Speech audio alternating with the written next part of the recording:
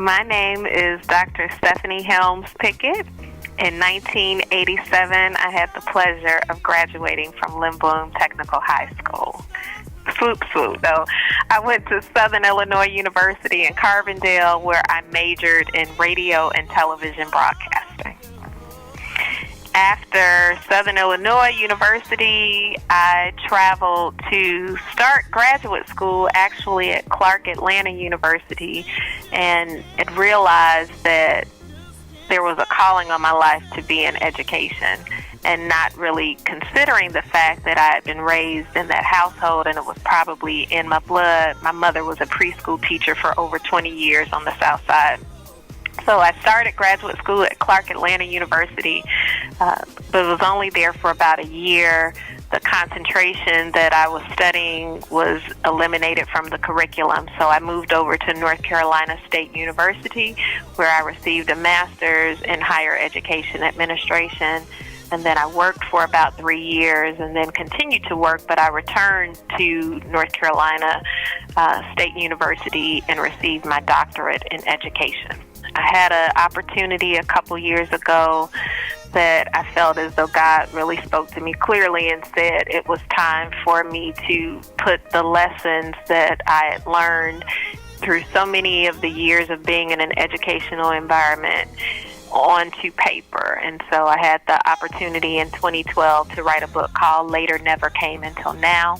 I followed it up the next year with a book called Her Name is She, which allows women to consider how we can have more authentic relationships with one another if we're comfortable in sharing our own testimonies and narratives.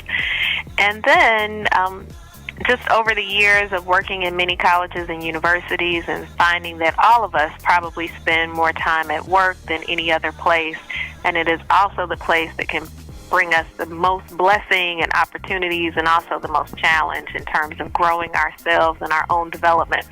So my most recent book that came out just within the last 2 months is called Worshiper in the Workplace. Well, I would probably say, first of all, realizing that each of us has a purpose here, and a purpose for everything it is that we experience, those things that are both positive as well as negative. And that purpose helps to develop the character in us that is expected and needed in this earth.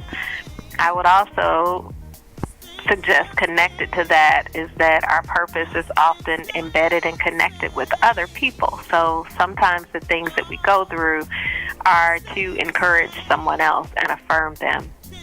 And I've had that all throughout my life, from growing up as a child on the South Side to this very point.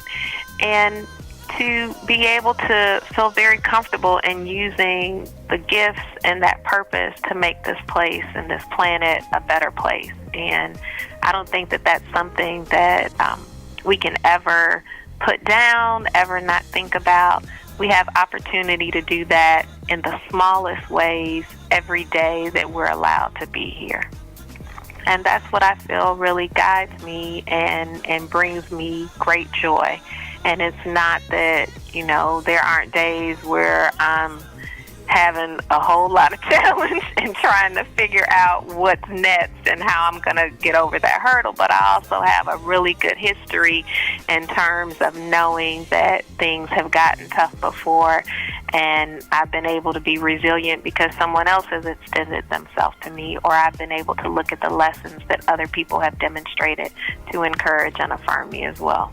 Oh my gosh, I love Lindblom. So I was fortunate enough to be on the Pom Pom squad. I was the Pom Pom captain in 1987, but I was on it from my first year, and that probably gave me the most joy. I still dance, although I dance for the Lord now, as they say. But I have many memories of going to games, of remaining at practices, of just having a whole lot of fun, traveling and doing competitions there in Chicago.